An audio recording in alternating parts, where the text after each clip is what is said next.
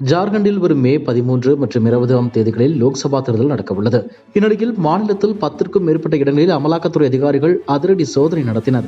இதில் ஊரக வளர்ச்சித்துறை அமைச்சர் ஆலம்கிர் ஆலம் உதவியாளர் சஞ்சீவ்லால் என்பவரது வீட்டில் பீரோவில் இருந்து கட்டுக்கட்டாக பணம் பறிமுதல் செய்யப்பட்டது. கைப்பற்ற பணத்தின் மதிப்பு 25 கோடி ரூபாய்க்கும் அதிகமாக இருக்கும் என அமலாக்கத்துறை அதிகாரிகள் தெரிவித்தனர்.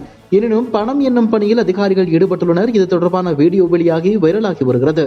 தமிழக பாஜக தலைவர் அண்ணாமலை கேரளா, கர்நாடகா உள்ளிட்ட மாநிலங்களில் பிரச்சாரம் மேற்கொண்டார். அடுத்ததாக டெல்லியில் பாஜக வேட்பாளர்களுக்கு ஆதரவு திரட்டி தேர்தல் பிரச்சாரத்தில் ஈடுபட்டார். டெல்லி பாஜக தென்னிந்திய பிரிவு சார்பில் நடைபெற்ற நிகழ்ச்சியில் கலந்து கொண்ட பின்னர் செய்தியாளர்களிடம் பேசினார். டெல்லியில் 7 தொகுதிகளிலும் இம்முறை பாஜக வெற்றி பெற்று வர வேண்டும். காங்கிரஸ் கட்சி மக்களுக்கு எதிரானவர்கள் என்று சொல்லி ஆட்சிக்கு வந்த ஆம் ஆத்மி இன்று ஒன்றாக இணைந்து தேர்தலை சந்திக்கிறார்கள். கலால் கொள்கை ஊழலில் முதலமைச்சர் உட்பட அமைச்சர்கள் சிறையில் இருக்கிறார்கள். நாட்டை சுத்தம் செய்கிறோம் என்று கூறி 6000 கோடி ரூபாய் ஊழல் செய்துள்ளனர். சுயநிதி குழுக்களுக்கு 1 லட்சம் போலி கணக்குகளை உருவாக்கி ஊழல் செய்துள்ளனர். ஆம் ஆத்மி ஊழலுக்கு இலக்கணமாக இருக்கக்கூடிய ஆட்சியாக இருக்கிறது என்று விமர்சித்தார். ஆம் ஆத்மியும் காங்கிரசும் பொய்யான வாக்குறுதிகளுடன் டெல்லியில் தேர்தல் களத்திற்கு வந்துள்ளனர் என விமர்சித்தார். ஒரு தலைவர் பேசாததை பேசியதாக திரித்து வெளியிட்டு வருவதாக தெரிவித்த அண்ணாமலை இது காங்கிரஸ் கட்சியின் தோல்வி பயத்தை காட்டுவதாக கூறினார். எனவே தேர்தலில் மக்கள் காங்கிரஸ் கட்சிக்கு பாடம் புகட்டுவார்கள் என கூறினார்.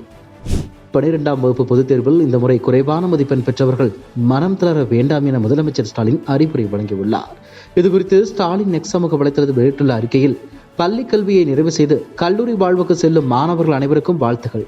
உயர்கல்வியில் சிறந்து விளங்கி தலை சிறந்த பொறுப்புகளில் நீங்கள் மிளிர வேண்டும். இம்முறை குறைவான மதிப்பெண் பெற்றவர்கள் மனம் தளர வேண்டாம்.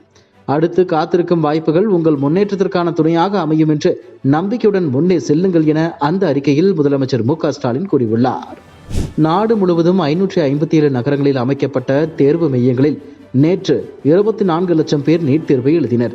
இந்த நிலையில் ராஜஸ்தான் மாநிலம் சவாய் மதோபூர் என்ற இடத்தில் உள்ள பெண்கள் மேல்நிலைப் பள்ளியில் தேர்வு மையத்தில் நடந்த நீட் தேர்வில் மாணவர்கள் தேர்வு முடியும் முன்னரே வினாத்தாளுடன் வெளியேறினர். அதனைத் தொடர்ந்து சுமார் 4 மணி அளவில் கேள்வித்தாள்கள் சமூக ஊடகங்களில் வெளியானதால் பரபரப்பு ஏற்பட்டது. இந்த நிலையில் ராஜஸ்தானில் நீட் தேர்வு வினாத்தாள் கசிந்ததாக பரப்பப்படும் தகவலில் உண்மையில்லை. தேர்வு முடிவதற்கு முன்பே வலுக்கட்டாயமாக வெளியேறிய மாணவர்கள் வினாத்தாளை இணையத்தில் பரப்பினர். மாலை 4 மணி அளவில் தான் வினாத்தாள் பரப்பப்பட்டது. அதற்கு முன்பே தேர்வுகள் துவங்கவிட்டன என்று தேசிய தேர்வு முகமை விளக்கமளித்துள்ளது.